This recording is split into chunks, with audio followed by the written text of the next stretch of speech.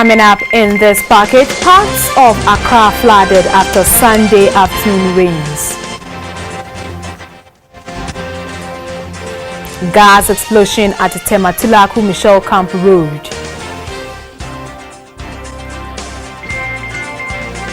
Hello, good evening. You're most welcome to News Hour Live on your All News channel, GBC24 and Ghana Television.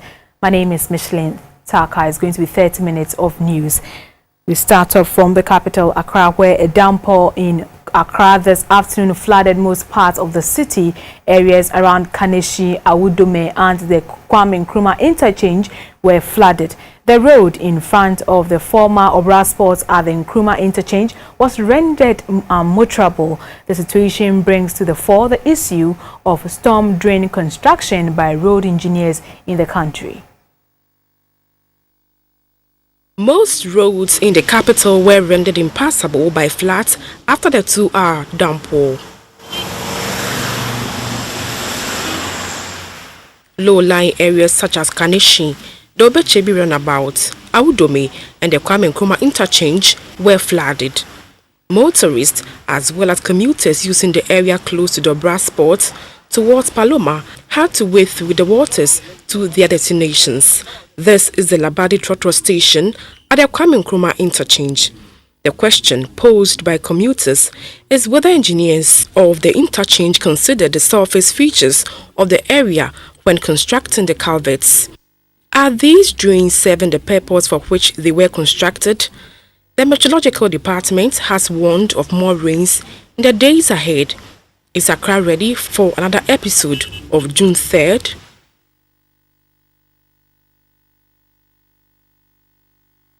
A gas explosion has occurred at a tanker yard in Tematulaku on the Michelle Camp Road. The Deputy Chief Fire Officer in charge of the operations, Mr. William Mensah, said the fire started at about 5 minutes past 1 this afternoon at the Ashama tanker yard. He said 14 tankers caught fire, but the National Fire Service have been able to save 2 tankers. According to him, 11 fire engines were brought into the fight.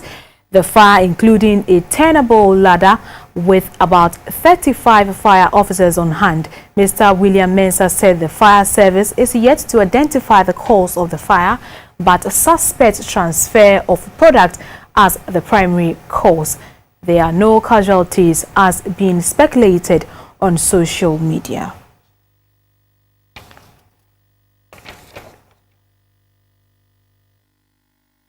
Residents of Sukura and Ashaman are probably sitting on a time bomb.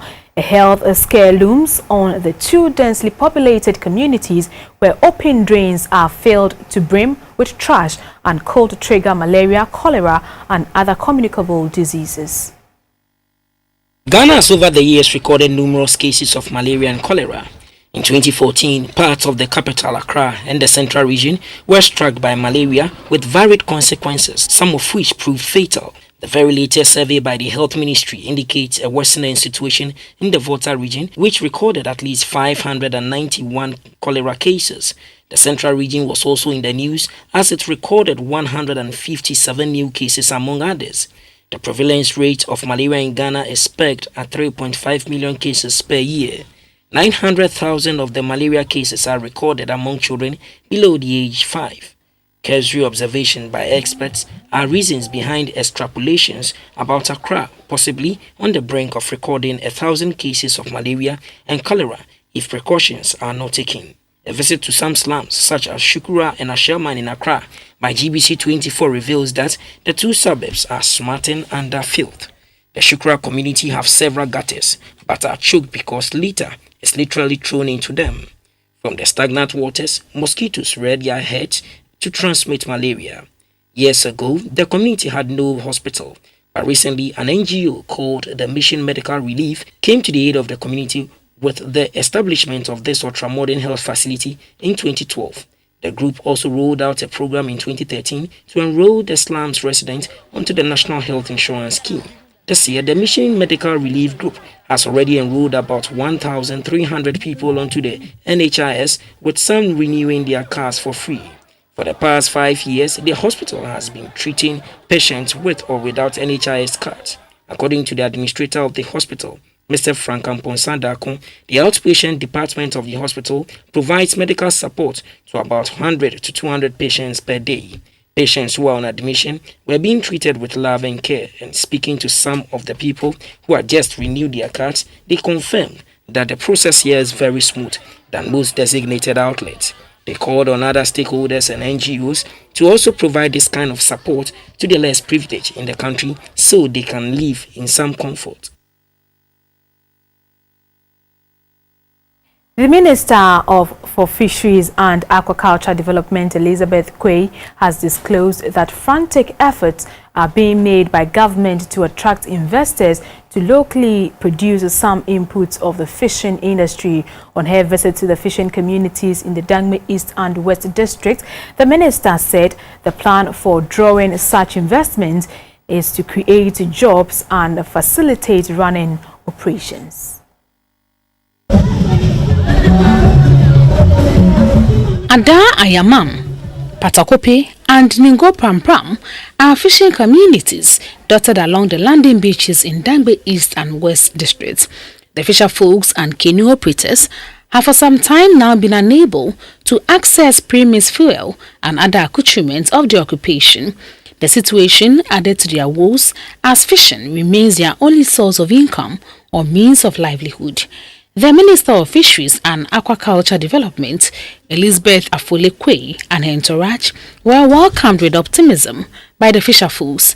The chief fisherman and the delegation toured the beaches to allow officials of the ministry to obtain an ocular proof of some of the issues confronting fishermen. They were briefed as to how a landing site and sea defense could bring relief to operators there. Both will serve as water breaks, slacken tidal waves and prevent erosion on the beaches. The minister cautioned the fisherfolks on the use of unauthorized net mesh for fishing. The wrong ones, they are not degradable. So when a part, breaks off and enters the sea, what happens is that it chokes the fish. It actually kills the fish in the sea. Okay, and it also captures the juvenile fish. It also captures the juvenile fish. It's not good for fishing. The chief fisherman of Patakope, Nene Divine Obubuafo, expressed concern over the usage of dynamite and lights for fishing. Fishing communities in the Dangbe East lacking the sale of premise fuel should be given the needed attention and support in order to commence sales, especially Patakope.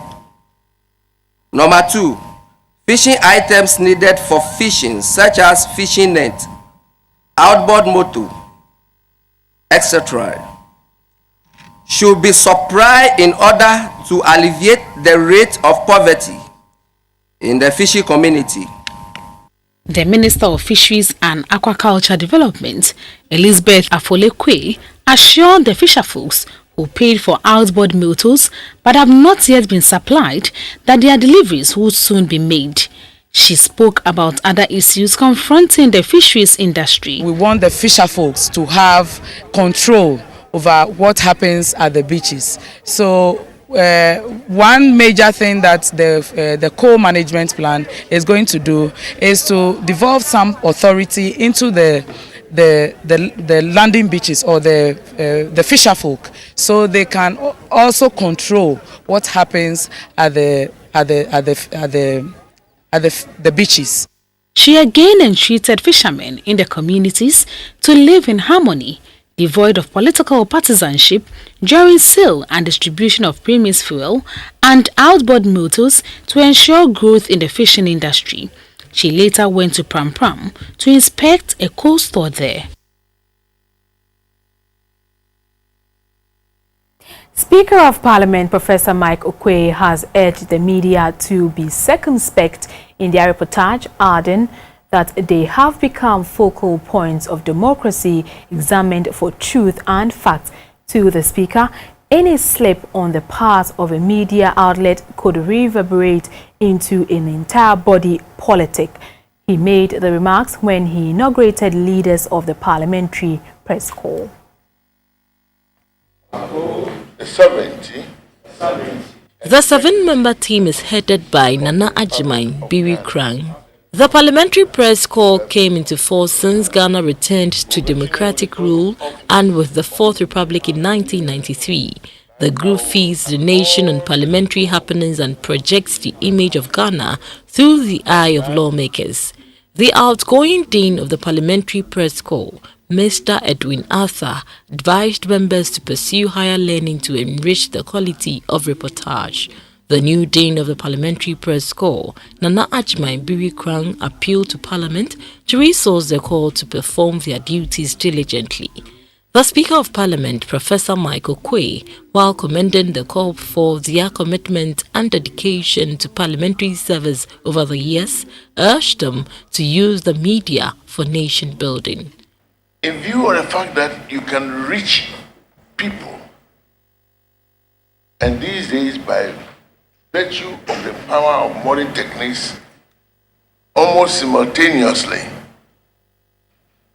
you may have enriched or polluted the waters of public knowledge. We've come to an era where the pen is now seen to be mightier than the sword. And this is something that the media must help us all with in nation building. An era whereby now you speak at the radio station or you write in the newspaper and you are virtually addressing the nation. It is something that must not be taken lightly. On their part, the Majority Leader, Mr. Oseche Mensah Bonsu, and Deputy Minority Leader, Mr. James Avezi, reminded the media to remain neutral, impartial, and have accurate reportage. The mandate of the new leadership of the Parliamentary Press Corps is for 2 years. Members of the Homeland Study Group Foundation are calling on government to grant independent statehood to the Western Togoland. Western Togoland stretches from Boko, East Bimbila, Willensi through to Aplao. At a news conference at Ho in the Volta region, leader of the foundation, Mr. Kwame Kujeji, said Ghana is holding on to Western Togoland unlawfully and must relinquish the land to its rightful owners. Western Togoland was established in 1922 by the League of Nations and approved by the United Nations. Members of the Homeland Study Group Foundation say the British annexed Western Togoland to Ghana. They are demanding secession of the Volta region and part of the northern and upper east regions from Ghana to become the Western Togoland. We stand here to let all our sundry know that the dehumanizing and the disgraceful act of plebiscite did not make Western Togoland a territory of Ghana in any way. That documentations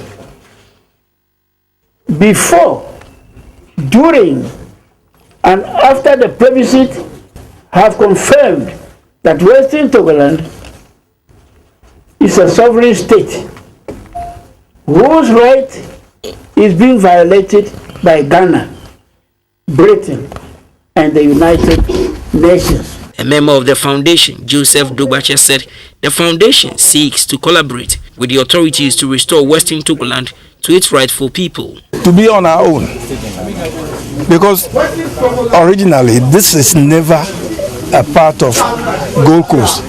Even today it's never.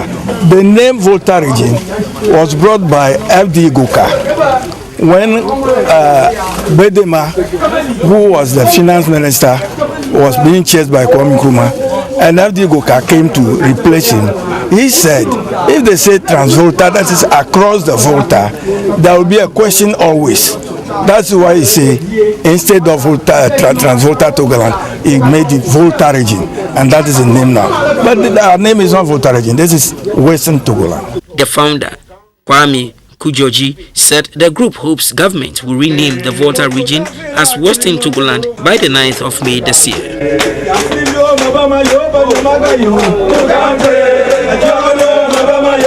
The immediate past headmistress of Ebri Girls High School, Ms. Rosemond Bampo, has officially been handed over to her successor, Mrs. Alice Ofojo. The baton of leadership changed hands at a time when academic performance of the school has improved remarkably. The challenge for the new headmistress is sustaining the momentum gathered by her predecessor. Winifred Efum reports.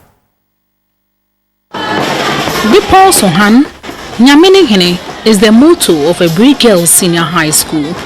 On the 15th of March 2011, the school received Miss Rosemond Bampo as their said headmistress. Prior to her appointment, Miss Bampo has served as the headmistress of the Koforidua Senior High School, Ganas, for 9.5 years. As she proceeds on retirement, Miss Bampo made a graceful exit by dancing to her favorite tune.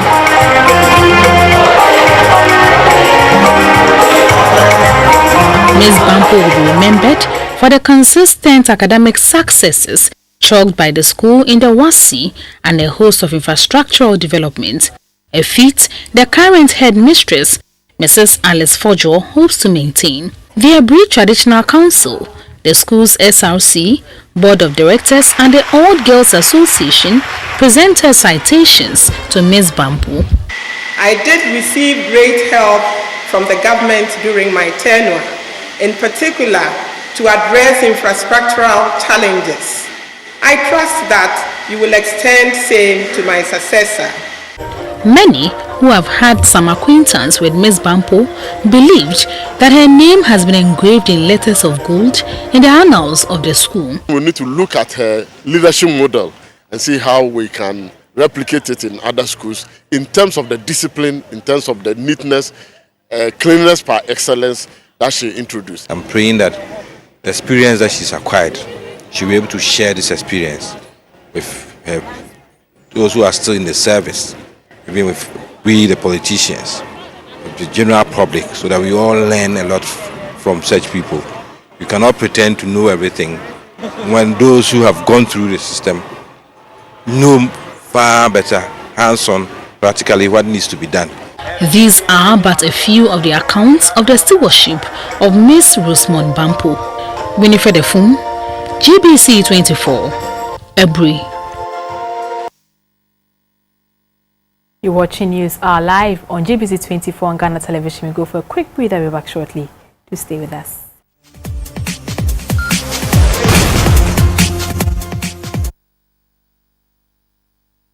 In the sports side of the news, President Akufo-Addo joined hundreds of Ghanaians in Kumasi for the burial of former Black Stars coach Emmanuel Kwesi Afrane. Coach E.K. Afrane, as he was affectionately called, suffered from stroke and met his untimely death on the 9th of November last year when the ambulance conveying him from Accra to Kumasi for further medical treatment had a fatal accident. The final funeral rites of late coach Afrane took place at the Heroes Park, Abayara Sports Stadium, after his remains were interred at the Bonwire Amampe Cemetery in the Juso Dwabe municipality of Ashanti. Late coach Afrane handled almost all the top Ghanaian football clubs at one time or the other during his coaching career. He was the only Ghanaian coach to take Ghana to 4 different levels of world championship. In 2008, late coach Afrane was awarded the Grand National Medal by the former President John Agyekum Kufuor for his achievements. For the last 5 years of his life, he was a guest coach for Calgary West Soccer Academy in Canada, where he organized summer soccer clinics for the kids. President Akufo-Addo and his wife Rebecca, the Minister for Youth and Sports Isaac Isiama, President of the Ghana Football Association, Mr. Kwesi Nyantechi, Minister for Education, Dr. Matthew Opoku Prempe, were among dignitaries who joined the family of the late coach Afrane to observe his final funeral rites.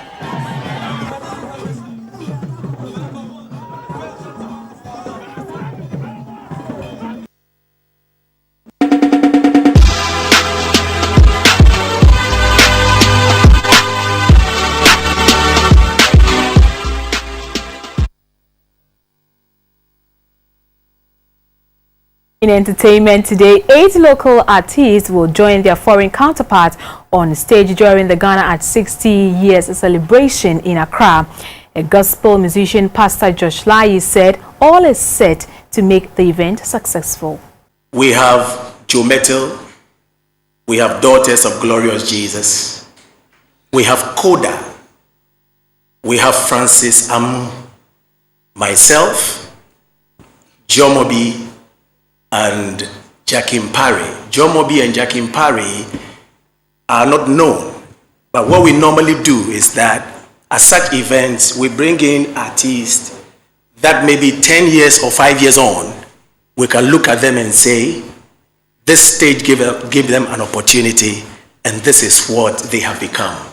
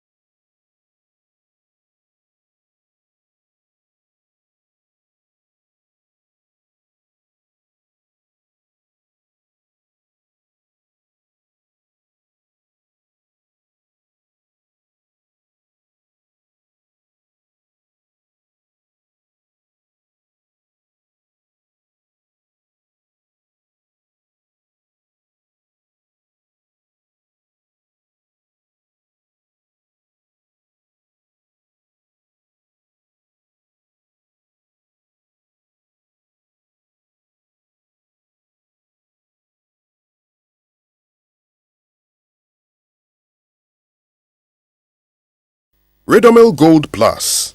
Spraying technique. Spray your cocoa pods with Ridomil Gold Plus to protect your harvest from black pod. To get a good harvest, you should use Ridomil Gold Plus every 4 weeks from the start of the rainy season until September. The best time to spray Ridomil Gold Plus is early in the morning before 11 a.m. Later in the day, the change in wind direction may blow the Ridomil Gold Plus away from the pods and pollute the person spraying. Spray the Ridomil Gold Plus onto the cocoa pods. Spray each pod from the top of the tree to the bottom of the tree. When you have sprayed all the pods on the tree, move on to the next tree until you have sprayed all the trees on your farm. Remember to use 150-gram sachet of Ridomil Gold Plus per each tank full of water, and 6 50-gram sachet of Ridomil Gold Plus for every acre of your cocoa farm. Keep watching the weather report right here only on GTV. Do you have That's all for news. George Sapo standing by for Talking Point. Enjoy the rest of our programs. Have a good evening.